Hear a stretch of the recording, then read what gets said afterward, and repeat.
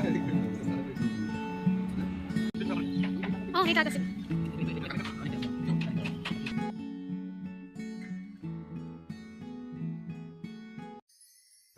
নমস্কাৰ আজি মই উপস্থিত আছোঁ কলাগুৰু বিষ্ণুপ্ৰসাদ ৰাভাদেৱৰ পুত্ৰ বৃহৎ শ্ৰদ্ধা হেমৰাজ ৰাভা বৰ্তা আপোনাক মোৰ চেনেলটোলৈ স্বাগতম জনাইছোঁ। ধন্যবাদ। মই শ্ৰোতা দৰ্শকসকললৈ মই নমস্কাৰ জনাইছোঁ। আজি আপোনাৰ লগত কিছুমান কথা পতাৰ হেঁপাহে আহিলোঁ। ৰাভাদেৱৰ কথা পত্ৰ আদি পাইছোঁ, বহুতখিনি দেখিছোঁ। আপুনি পুত্ৰ হিচাপে আপোনাৰ পৰা তেওঁৰ জীৱন আৰু কৰ্মৰাজিৰ বিষয়ে অকণমান ক'লে ভাল লাগিব। বিষ্ণুৰাভা এটা বিশাল অধ্যায়। তেওঁ এটা বিশেষ বিষয় বা ছাবজেক্টটো লৈ পেলাই তেওঁ ব্যস্ত, তেওঁৰ জীৱনটো ব্যস্ত নাছিলে। তেওঁৰ জীৱনত আৰ্ট এণ্ড কালচাৰ, ৰাজনীতি, সাহিত্য, সংস্কৃতি, তাৰপিছত সমাজ, এই গোটেইখিনি লৈ পেলাই তেওঁৰ বা তেওঁৰ বিদ্ৰোহ বিপ্লৱ গোটেইখিনি তেওঁৰ জীৱনীত সোমাই আছে। এতিয়া তুমি যেনেকৈ যিধৰণে প্ৰশ্ন কৰি যোৱা মই পঢ়াখিনি তোমাক কৈ যাম। তুমি প্ৰথমতে কোনটো দিশটো লৈ পেলাই তুমি মোৰ লগত আলোচনা কৰিব বিচাৰিছা? আপুনি পোৱাৰ পৰা তেখেতৰ মানে যিখিনি তেখেতক আপুনি পুত্ৰ হিচাপে পাইছে, তেখেতৰ কৰ্মৰাজিখিনি। আচ্ছা, পুত্ৰ হিচাপে দুটা বস্তু পায় সদায়। এজন পুত্ৰই বাপেকক বেছি চিনি নাপায়।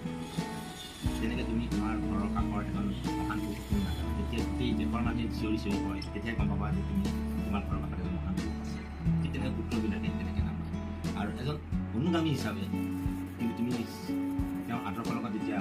জড়িত হৈ পৰিবা, তেতিয়া তুমি সেই মানুহজন তোমাৰ ঘৰত থাকিলে, তোমাৰ চোতালত থাকিলে, তোমাৰ গাঁৱত থাকিলে, তোমাৰ সমাজত থাকিলে, তোমাৰ দেশৰ কোনোবা এটা মূলত থাকিলে, সেই মানুহজনক সদায় ওচৰৰ পৰা পোৱা যায়। গতিকে মই পুত্ৰ হিচাপে ধৰা এনেকুৱা হয়, অনুগামী হিচাপে তুমি যেনেকৈ মোৰ ওচৰত আইতাখিনিব আহিছে, আমি অনুগামী হিচাপে ঠিক তেনেকৈ তেখেতৰ সমসাময়িক কিবা কণ্টেম্পৰাৰী ব্যক্তি আছিলে, তেওঁলোকৰ তাত গৈ আমি শিকিছোঁ, জানিছোঁ, জনাৰ আগ্ৰহটো যেনেকৈ তোমাৰ আজি গোলাঘাটৰ পৰা মোৰ ওচৰলৈ আহিছে, বাৰে চহৰীয়া ভাওনা চাই উঠি নাই সোমাই যাওঁ, আমি ঠিক তেনেকৈ শিকি যাওঁ। এতিয়া কথা হ'ল বিষ্ণুৰাভাৰ জীৱনী বুলি ক'লে এতিয়া এটা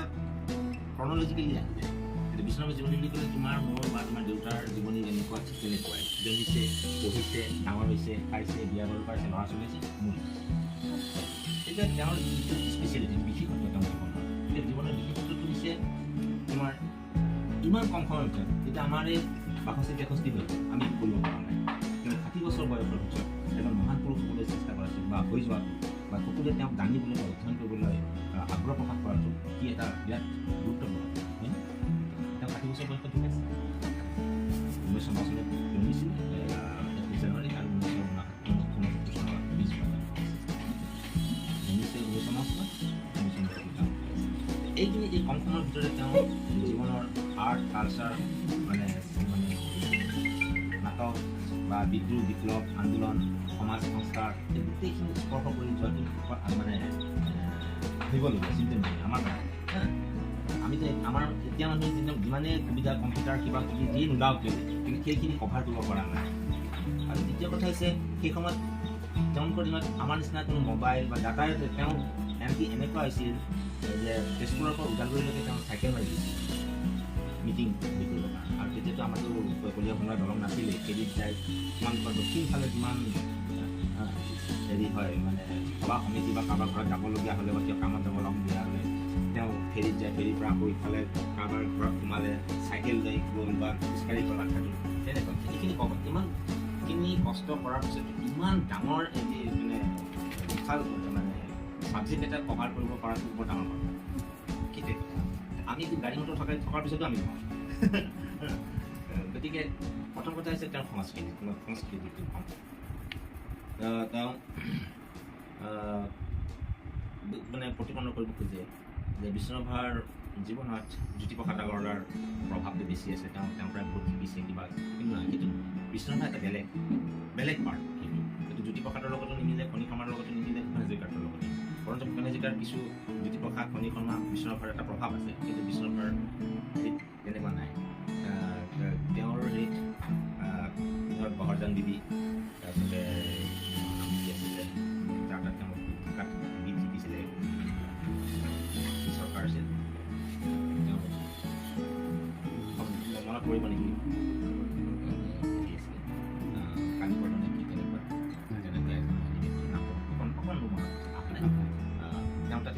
কৰিছিলে শাস্ত্ৰীয় সংগীত শিকিছিলে গোৱৰ্ধন দেৱী তাত শাস্ত্ৰীয় নৃত্য শিকিছিলে আৰু তেওঁৰ বাল্যকালতে তাতেই তেওঁ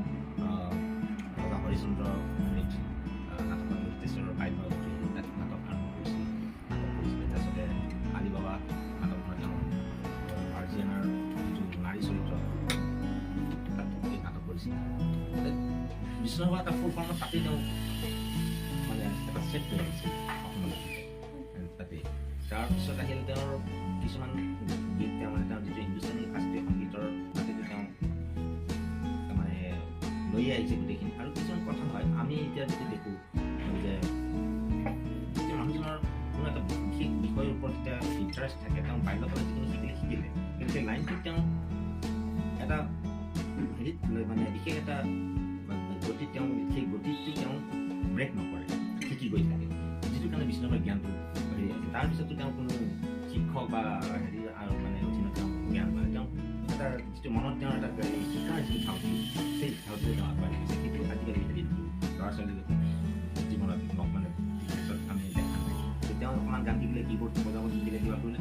তেওঁ ফাংচনত বজা আৰম্ভ কৰি বহুতে যিমান আছে কেতিয়াও নোহোৱা নহয় কিন্তু তেওঁলোকে এটা দিশেই কভাৰ কৰিছে তেনেকৈ বিষ্ণুৰাভাৰ সেইটো নাছিলে বিষ্ণুৰাভাৰ দিশটো এনেকুৱা হৈ গ'ল যে তেওঁ গোটেই কালচাৰ দিশটোত তেওঁ এটা পাৰ্গত হ'ল আৰু তেওঁৰ আটাইতকৈ ডাঙৰ কথাটো হৈছে গৱেষণা আজি তোমালোকৰ গাঁৱৰ নামটো কি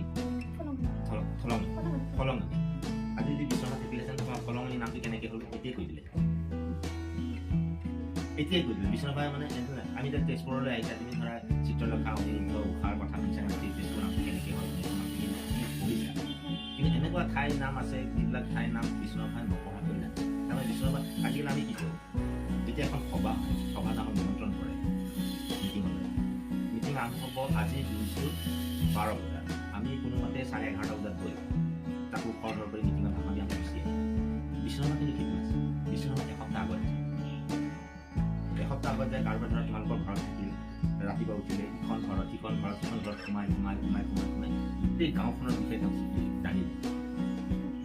আৰু সেইটো আছিল তেওঁ কবে কাৰণ বিষ্ণুৰাভাৰ মানে বৈশিষ্ট্য সেইখিনি তোমাৰ আৰু আটাইতকৈ ডাঙৰ কথা হৈছে মেমৰি মানে মলঙনি ন ফলঙনি তোমাৰ এটা মোৰে অলপ আগতে নামটো কৈছা মই পাহৰি গৈছোঁ আমাৰ যেতিয়া আমাৰ কি ভেজাল খাই আমাৰ কিন্তু বিষ্ণুৰাভা ফলঙনি আজি তোমাৰ দেউতা আহিছে চিধাই খুজিব যে তুমি অমুকৰ নাতি নেকি আচৰিত কথা তোমাৰ ঘৰৰ কাষৰ অমুকজনৰ নামৰ মানুহজন আছিল কি কৰি আছে তাৰ ল'ৰা ছোৱালী অমুকটো মই যাওঁতে মেট্ৰিক পঢ়িছিলে মেট্ৰিকত আছিলে মেট্ৰিক দিবলগীয়া আছিল এই যে তোমাৰ 5 বছৰ 6 বছৰ 7 বছৰ 8 বছৰ 10 বছৰৰ পিছত মানুহজন এবাৰ কিন্তু একচুৱেলি কিন্তু আমাক নিদিয়ে এইটো ভগৱানৰ প্ৰদত্ত বুলি কয় সেই হেৰিটোৱে এজন মানুহক মহান আৰু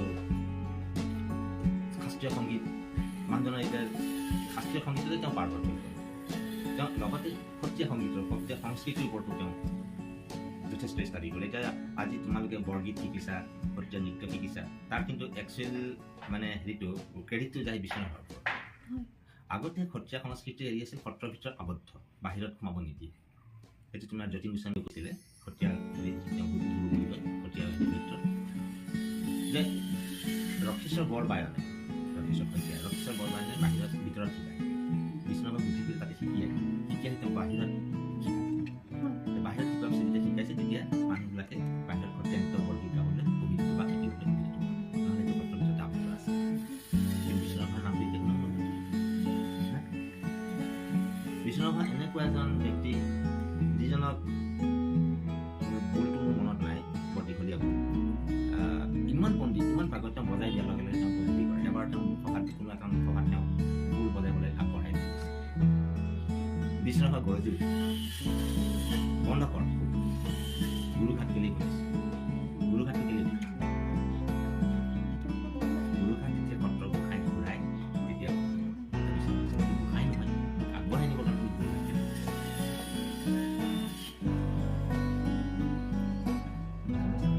কেলি গতিকে এতিয়া আমি এইটো মোৰ হেৰিটো বিষ্ণুৰাভাৰ শাস্ত্ৰীয় সংগীত ক'ৰ পৰা শিকিলে এইটো মোৰ মনত নাই কিন্তু বিষ্ণুৰাভাৰ গুৰুঘাট কোনটো বজা শুনিয়েই তেওঁ কৰিছিল এতিয়া আমি ধৰা তোমাৰ কিন্তু গান গোৱা আমি এতিয়া ফুলৰ ওপৰত আমাৰ এটা হেৰি নাই বৰগীত শিকা নাই কিন্তু আমি ক'ব পাৰোঁ কাহাৰ বা সেইবিলাক আমি ক'ব পাৰোঁ বা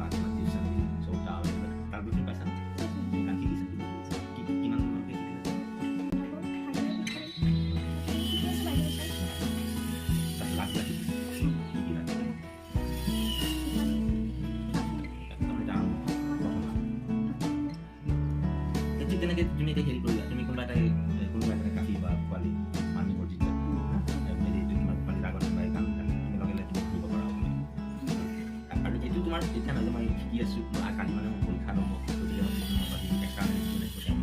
তাৰপিছত কি হ'ব সেইটো তোমাৰ এটা সৰু ষ্টাডি সেইটো বিচৰা আছে আৰু তেওঁৰ আন এটা গুণ আছিলে কি মানুহৰ লগত মিক্স আপ মানুহৰ লগত মিক্স আপ যিটো হয় সেইটো তেওঁ ইজিলি এতিয়া তেওঁৰ যিটো এতিয়া মানে তোমাৰ মদন শৰ্মা কিছুমান গুচি দিয়ে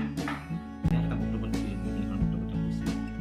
যে বিশ্বনাথৰ নিচিনা এজন ব্যক্তি আমি অসমত আদৰিব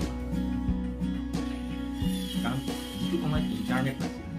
ৰেডিঅ' নাছিল মানে মানুহৰ ৰেডিঅ' একদম সম্বন্ধ পৰিয়ালৰ ঘৰতে থাকে টিভিটো নায়েই গতিকে ৰেডিঅ' শুনিবৰ কাৰণে তেওঁ কাৰোবাৰ ধনীমানৰ ঘৰত যাব লাগিব আৰু বিচনাত ক'ৰবাত বহি পেলাই ৰেডিঅ' শুনি থাকিবলৈ সময় সেই মানুহজনৰ যিটো কথা বতৰাবিলাক ইটালীৰ লিঅ'নাৰ্ডো দা ভিঞ্চিৰ লগত কেনেকৈ মিলিলে তাৰমানে তেওঁৰ যিটো চিন্তাধাৰা আৰু যিটো লিঅ'নাৰ্ডো দা ভিঞ্চিৰ যিটো চিন্তাধাৰা কাকতিকভাৱে মিলি দিছে তাৰমানে ইটালীত লিঅ'নাৰ্ডো দা ভিঞ্চিক যথেষ্ট সন্মান দিয়া হয় অসমৰ বিচনাত একেই চিন্তাধাৰা অসম ভাৰতৰ বাদেই অসমতে একেই পৰ্যায়ত তেওঁ ছবি আঁকিছে লিঅ'নাৰ্ডো দা ভিঞ্চিৰ ছবি আঁকিছে গতিকে তেনেকুৱা কিছুমান কথা আহি পৰে যে তেনেকুৱা লাইব্ৰেৰীবিলাকত কিতাপ পোৱা নগৈছিল আৰু আমাৰ লাইব্ৰেৰী বুলি ক'লে চেণ্ট্ৰেল লাইব্ৰেৰী কলিকতাত আছিলে কলিকতাত তেনেকুৱা লাইব্ৰেৰী নাই কাৰোবাৰ ঘৰত কোনোবাই কালেক্ট কৰি উঠিছে সেইটো কোনো নিদি পঢ়িব কাৰণে থৈ দিয়ে আৰু দাদাবৰী জীৱন বিচৰণ ক'ৰবাত বহি কিবা কথা পাতিব বা পঢ়িব তেনেকুৱা আজি ইফালে যদি আণ্ডাৰগ্ৰাউণ্ড কোন সময়ত খুলিছে খেলে তেনেকুৱা এইখিনি হৈছে মানে থিয়ৰিটিকেল বিশ্বনাথৰ জীৱনীৰ থিয়ৰিটিকেল চাইড এতিয়া তুমি ইনচিডেণ্টছৰ ওপৰত তুমি কুৱেশ্যন কৰিব পাৰিবা তেওঁৰ কথা ক'বলৈ গ'লে আচলতে শেষেই নহ'ব তেওঁৰ সৃষ্টিৰাজিখিনি আপুনি কেনেকৈ আগবাঢ়ি যোৱাটো আগুৱাই নিব বিচাৰে এজন শিল্পীয়ে সৃষ্টি কৰে বা এজন চাইণ্টিষ্টে আৱিষ্কাৰ কৰে সমাজ আৰু মানৱ জীৱনৰ মানৱ আদি মংগলৰ কাৰণে এতিয়া তোমাৰ এজন কমাৰে খুব ধুনীয়াকৈ দা এখন কৰিব দাখন তুমি কি হিচাপে তুমি ব্যৱহাৰ কৰিবা সেইটোৱে তোমাৰ মানসিকতাৰ ওপৰত নিৰ্ভৰ কৰে হয়নে কোনোবাই ডকাই কৰিবৰ কাৰণে দাখন কোনোবাই নিজৰ বাৰীখন চাফা কৰিবৰ কাৰণে কোনোবাই আকৌ তাক নিজে হাজিৰা কৰি খাবৰ কাৰণে সেই দাখনেৰে যাতে নিজৰ পৰিয়াল পোহপাল দিব পাৰে তেনেকৈ দাখন ল'ব এতিয়া শিল্পীয়ে তেওঁ সৃষ্টি কৰি থৈ গৈছে তেওঁৰ সৃষ্টি মানে কি অকল ছবিখন বা গীতটো সৃষ্টি নহয় তেওঁৰ কিছুমান কথাও শিল্প শৈল্পিক আৰ্টিষ্টিক কথাবিলাকো আৰ্টিষ্টিক হয় যেতিয়া আৰ্টিষ্টিক কথাবিলাক তোমালোকে কি ধৰণে গ্ৰহণ কৰিবা তোমাৰ জীৱনত কোনটো দিশতে সেই কথাবিলাকে খাপ খাইছে সেইখিনি আৰু সেইটো লক্ষ্য তুমি যাব আৰু তুমি যদি যিটো স্বকীয়তা বা তোমাৰ মানে self independence liberty self liberty তোমাৰ যদি নাথাকে তুমি যদি তেনেহ'লে তুমি উপনীত কৰিব যাৰ চেল্ফ লিবাৰ্টি নাথাকে তেওঁ কিছুমান কথা আয়ত্ব কৰিবলৈ টান পায় কাৰণ এতিয়া যদি কোনোবা এই সময়তে কয় যে বিশ্বনাথ এটা মাৰ গুণ্ডা আছে বন্ধুক লৈ কৰিছে তুমি যদি সেই ফালৰ পৰা গৈ পেলাই ফেচবুকত মন্তব্য ডাঙৰ এটা কৰি ঠিকেই কৈছে তেনেহ'লে তুমি বিশ্বনাথক বুজি নাপাবা মই পাইছোঁ ফেচবুকত ওলাইছে বিশ্বনাথ কি আছে বিশ্বনাথ তোমাৰ 20 জুন বিশ্বনাথ দিৱস পাই কোনোবাই বিশ্বনাথ ফালৰ পৰা এটা দিয়ে আপডেট দিয়ে তাতে কমেণ্টবিলাক দিয়ে বিশ্বনাথ কি আছে তেওঁক ফ'ল' কৰিবলগীয়া আমাৰ কি আছে গতিকে সেই তেনেকুৱা ধৰণৰ হেৰিয়ে তুমি বুজি নাপাবা কাৰণ যাৰ মগজে ঢুকি নাপায় সি আঙুৰ টেঙা বুলিয়ে আঙুৰ পাৰিব নোৱাৰিলে আঙুৰ টেঙা বুলিয়ে বিশ্বনাথ কি আছে কিন্তু যিয়ে বুজি পাইছে তুমি আজি বুজি পাইছা আৰ্ট এণ্ড কালচাৰটো তেওঁ কি হিচাপে আগুৱাই নিব লাগে এতিয়া সমাজখন তোমাৰ কোন দিশত গৈ আছে সমাজখনৰ যিটো ষ্টেবিলিটি বা স্থিতি আজিৰ স্থিতিত বিশ্বনাথৰ প্ৰাসংগিকতা কি তুমি এতিয়া তোমাৰ এনেকুৱা হয় যে বিশ্বনাথৰ সেই পুৰণা ফৰ্মুলা নিউটনৰটো পুৰণা ফৰ্মুলাটো আজি ৰকেটো উৰাই আছে এই ডিপেণ্ডছ অন ইউটিলিটি তাক ইউজ কৰাটোৰ ওপৰত নিৰ্ভৰ কৰিব নিউটনৰটো গেলিলিঅ'ৰ পুৰণা ফৰ্মুলাটো আজি পৃথিৱী সূৰ্যৰ চাৰিওফালে ঘূৰে সেই পুৰণা ফৰ্মুলাটোকে লৈ আছে তাক আমি আপডেট কৰিব বিকাশ ঘটাব লাগিব চিন্তাটোক বিকাশ ঘটাব লাগিব পুৰণা চিন্তা নহয় সেইটো বিকাশ কৰিব always philosophy first science always বিশ্বনাথৰ এটা ফিলচফি চায়েন্স এটা খেলিব আজি যদি মহাভাৰতৰ যদি তোমাৰ অগ্নিবাণ যদি ওপৰত যদি তোমাৰ চিন্তাধাৰাটো নাহি হয় তেনেহ'লে আমাৰ আজি মিছাইল নহয় হয়নে তেওঁলোকে ফিলচফিটো আগতেই দিছে ফিলচফিটো আগতেই দিছে তাৰমানে তেনেকুৱা আজি চায়েন্সৰ ওপৰত তাৰমানে তেনেকুৱা এটা বান আমি উলিয়াব পাৰোঁ সেই চিন্তাধাৰাটো যে মগজত সোমাই গ'ল চাইণ্টিষ্টবিলাকৰ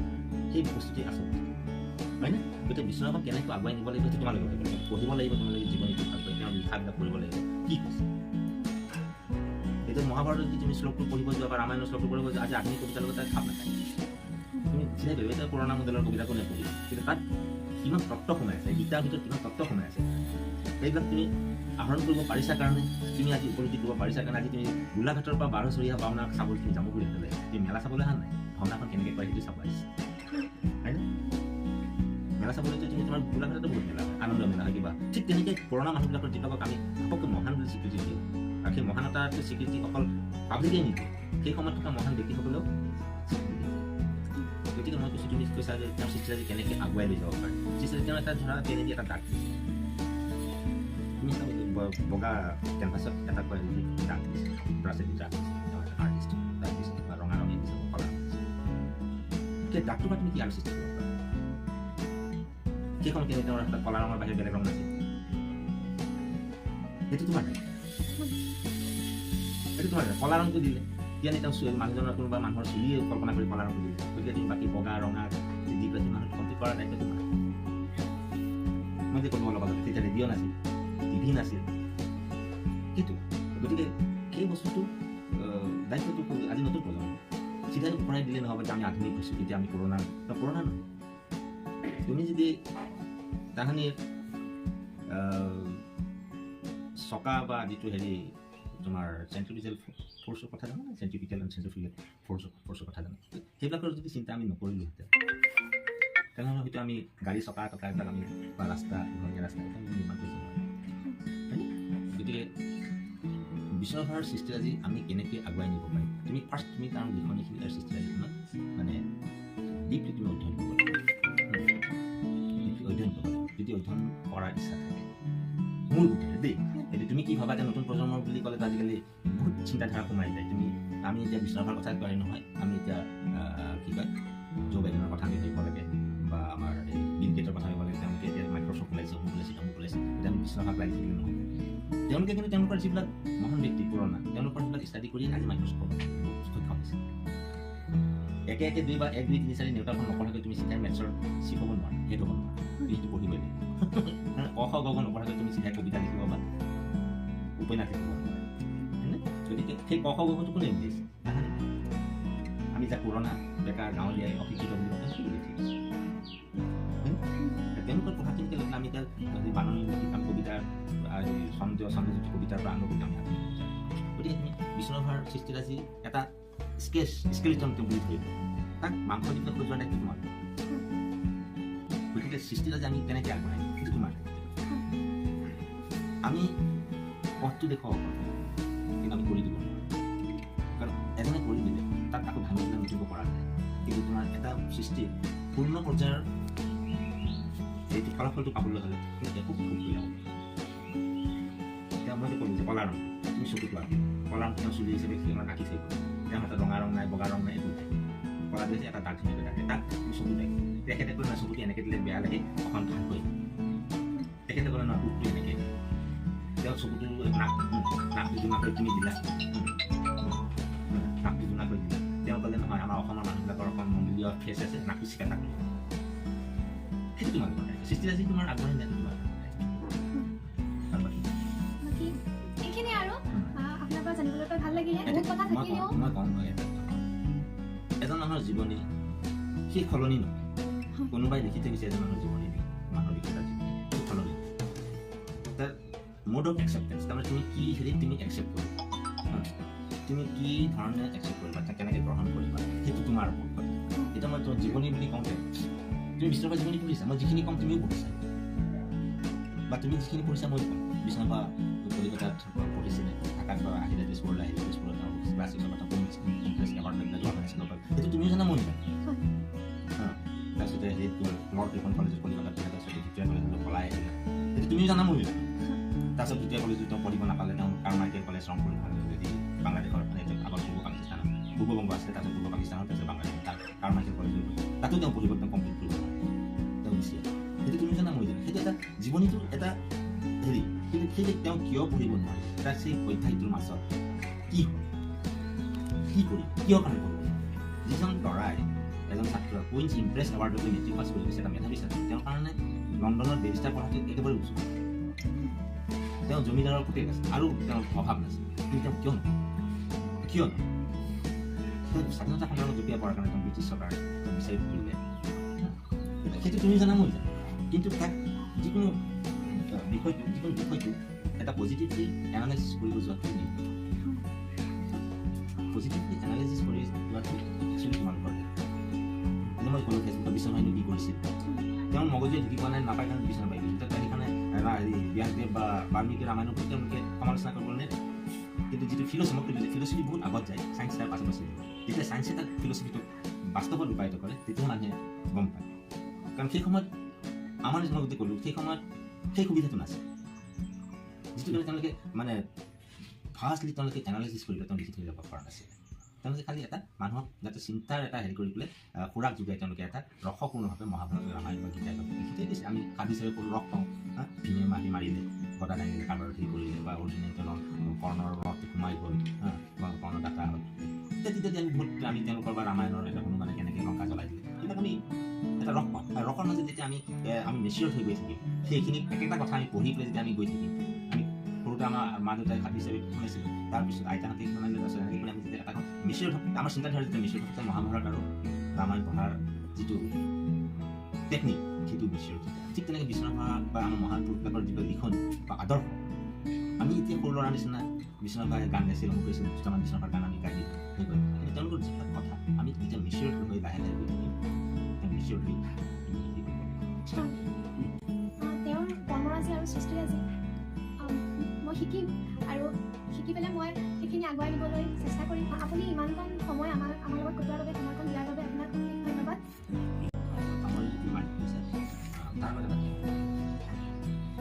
মোৰ যিটো সাক্ষাৎকাৰ নিৰ্মাণ এইটো ৰসপূৰ্ণ নহ'ব পাৰে ৰসপূৰ্ণ এইকাৰণে নহ'ব পাৰে বিশ্বনাথৰ জীৱনৰ কিছুমান ধেমলীয়া ঘটনা মই কোৱা নাই বিশ্বনাথৰ কিছুমান গীত মই গাই শুনোৱা নাই এই যে ধেমলীয়া ঘটনা কৈ পেলাই মই গোটেই তেওঁৰ জীৱনটোক বা তেওঁৰ আদৰ্শটোক মই এটা মানে লঘু হেৰিত মই নিব খোজা লঘু দিশ মই লঘু কৰিব খোজা নাই কাৰণ আজি তুমি শুনিছা 10জনে বেয়া পাব যে 10জনৰ ভিতৰত তিনিজনে হেৰি কৰিলে হজম কৰি কথাখিনি ভাবিছা যে তেখেতে হেৰি কৰিছে বাকী 7জনে ঠাট্টা কৰি কি মানে এটা নীৰৱ ইণ্টাৰভিউ দিলে আমাৰ গাই তেওঁ গাই বিশ্বনাথ গীত গাই গাব লাগিছিলে একেটা গানটোত আমি গাই থাকিব তুমি জানে যিজনে সেইটো ক'ব তেওঁ জানে এইবিলাক যিজনে ক'ব যিজনে এই সাক্ষাৎকাৰটো লৈ পেলাই সমালোচনা কৰিব তেওঁ জানে কাম মোৰ জীৱনীটো তেওঁ তুমি ক'লা নতুন প্ৰজন্মৰ কেনেকৈ সৃষ্টি কৰা আগবাঢ়ি সেই বিষয়টো অকণমান আমি পথটো কেনেকৈ দিব আমি দেখুৱাব লাগিব কাৰণ আমাৰ দিন গ'ল আমাৰ দেউতাৰ দিন গ'ল যে তোমাৰ তোমাক ক'লোৱে এটা কলা দাগ দিলে তুমি মানুহটো কমপ্লিট কৰা নাই কলা দাগি তেওঁ কাউৰীয়ে শিকি কৰিছিল নে মানুহৰ চুলি আহিছে সেইটো চিন্তাধাৰা কাৰণ সেই সময়ত ব্ৰাছ নাছিল ধৰা তোমাৰ বাঁহৰ জেংটো তেওঁ পেলাই ল'লে গৈ পেলাই বিশ্বনাথতো তেনেকৈ দিন হেৰি উদাহৰণ আছে স্ক্ৰীণত যেতিয়া তোমাৰ সূৰ্যৰ এটা হেৰি উদয় হোৱা সূৰ্য আঁকিবলগীয়া হয় নাটকখনত এটা উদয় হোৱা সূৰ্য বিশ্বনাথ তামোল থকা গীতটো বেলেগ ৰাখিছে সেইটো প্ৰেজেঞ্চ অফ মাইণ্ড যিটো উপস্থিত বুজিছিল বেলেগৰ বিশ্বনাথৰ মগজটো কিমান হেৰি আছে মই ক'লোঁ যে ভগৱান পদক তেওঁ তামোল খাইছে তামোল আনছে চুমলৰ বেছি নাই ভাত খালে তেতিয়াতো ৰং নাছিল তেওঁৰ হাতত ৰং নাই নাটক আৰম্ভ কৰা ৰং আনিব যাব লাগিব চহৰৰ মাজত বজাৰত সেইখনত ৰাতি নাটক আৰম্ভ কৰি ৰাতি নাটক চাবলৈ দোকান চোকান বন্ধ কৰি আহিয়ে কাৰণ সেই যে তেনেকৈ কৰা এই যে তেনেকৈ যে বস্তুটো কোনোবা সময়ত কি আমাৰ মহান ব্যক্তিসকলৰ হাতত সুবিধা নাথাকিব পাৰে সেইটো কমপ্লিট কৰাৰ দায়িত্বটো তোমাৰ মোৰ দোকান চোকান আৰু সেইটো তেওঁ কি কৰিব খুজিছে তাক চিন্তা কৰি লোৱাটো আমাৰ সুবিধাটো তেওঁ কি কৰিব ঠিক আছে আকৌ লগ পোৱাৰ আশাৰে আপোনাক ধন্যবাদ আৰু কৃতজ্ঞতা জনাই আজি সামৰণি মাৰিছোঁ।